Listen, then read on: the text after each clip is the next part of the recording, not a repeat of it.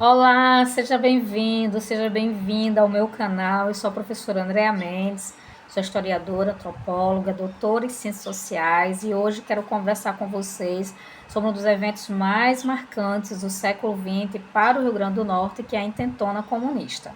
Mas antes, quero pedir a você para se inscrever no meu canal, deixar o seu like e compartilhar esse vídeo para que outras pessoas tenham acesso a esse conteúdo, tudo bem?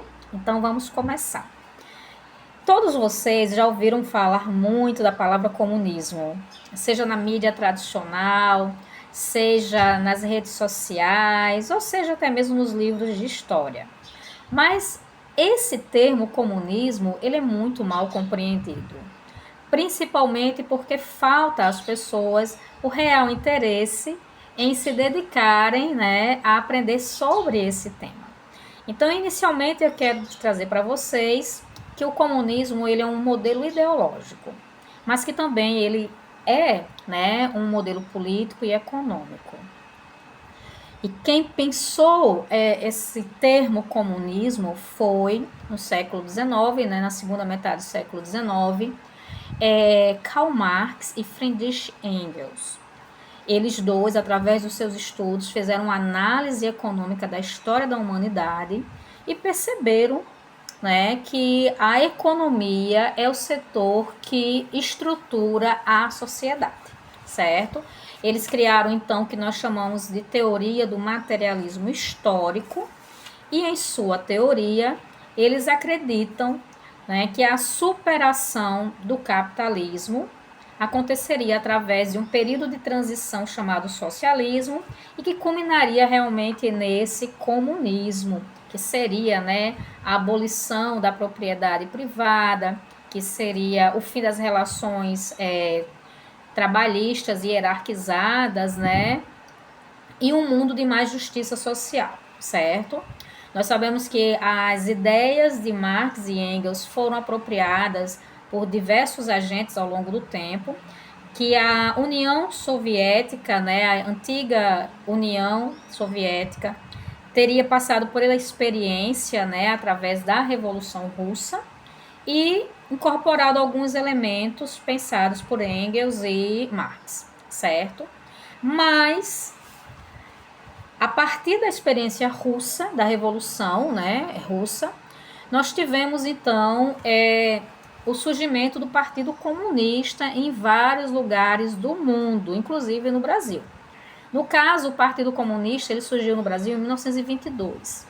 Chegou a ser colocado na ilegalidade ainda pelo presidente Epitácio Pessoa, mas durante a Revolução de 30, os comunistas eles permaneceram neutros, diante dessa questão que foi iniciada após a candidatura de Júlio Prestes a presidente do Brasil, rompendo com o pacto da política do café com leite e colocando as oligarquias dissidentes no palco da política nacional através das ações organizadas e orquestradas por Getúlio Dornelles Vargas, certo?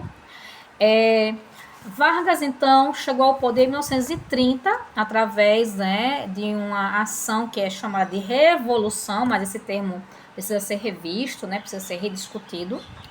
E, a partir daí, ele fez um governo provisório e, em seguida, ele se candidatou e teve um governo constitucional, certo?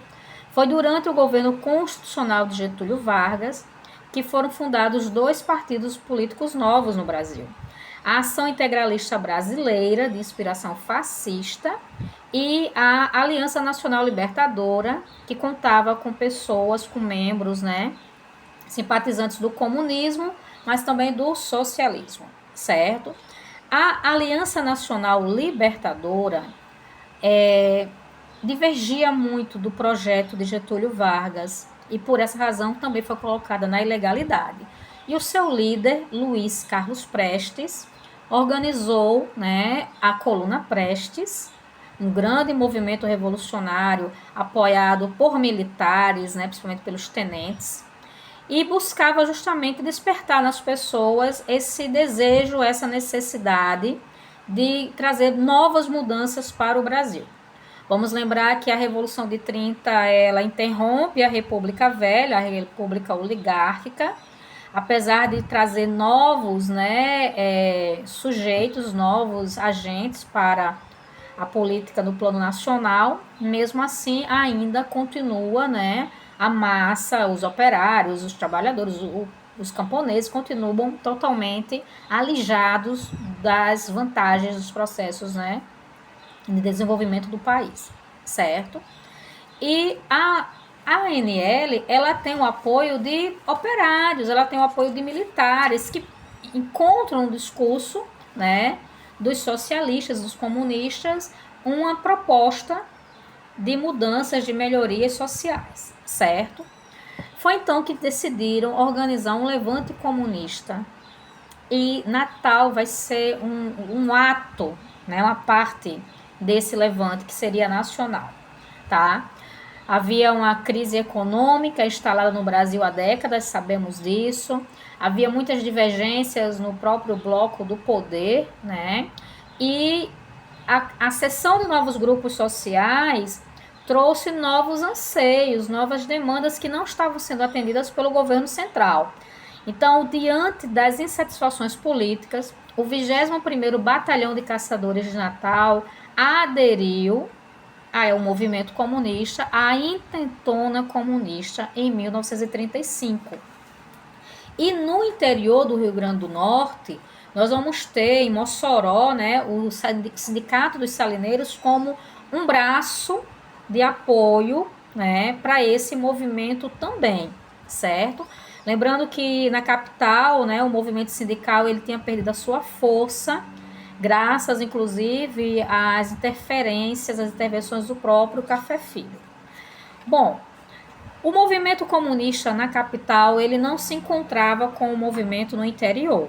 Então, essa falta de organização, de planejamento entre, né, os membros do movimento vai ser, né, a causa do seu próprio fracasso, certo? O levante ele explode no dia 23 de novembro de 1935. O batalhão é o centro, né? Ele é tomado por populares, ele é tomado, né, também por militares. Os armamentos são distribuídos para os colaboradores. E a cidade, então, passa a enfrentar esse clima de revolução, certo? O sistema de rádio, o telégrafo também é tomado, né, pelos revolucionários, e eles esclarecem para a população que o que está acontecendo é uma revolução comunista, certo? E que tem por objetivo colocar esses novos atores sociais em evidência, né, buscando mais justiça social, mais equidade. Apesar da força do movimento dos 3 primeiros dias, né, a repressão do governo central foi muito mais forte, certo? Porque aí o governo central contou com os outros militares que não aderiram ao movimento comunista, mas também a força policial, contratou jagunços também através dos coronéis, né, que controlavam o interior. E o Manuel Torquato, que é o líder da Intentona Comunista, já, né, é a primeira vítima, ele é assassinado. Então, a partir da morte de Manuel Torquato, o movimento perde sua força e começam as prisões, né? Começa todo o movimento de repressão do governo central. Só para vocês terem uma noção, mais de 1.000 pessoas foram indiciadas durante, né, a Intentona Comunista, certo?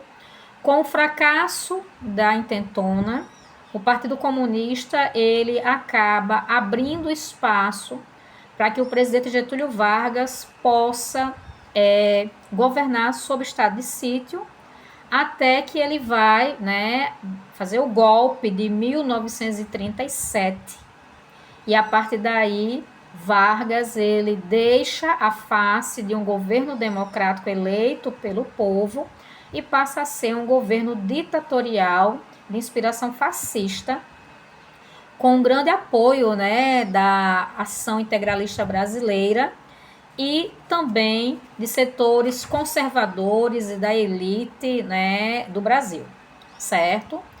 A gente vai ver, então, que de 37 até 45, Vargas ele vai flertar com os fascistas na Europa, né, que é Mussolini na Itália, Hitler, né, na Alemanha e Franco na Espanha, além de Salazar em Portugal. E o Brasil vai acabar se envolvendo em um conflito mundial, que a gente vai tratar disso numa outra aula, tá bom? Então, muito obrigada por terem assistido até aqui. Um forte abraço e até logo. Tchau, tchau.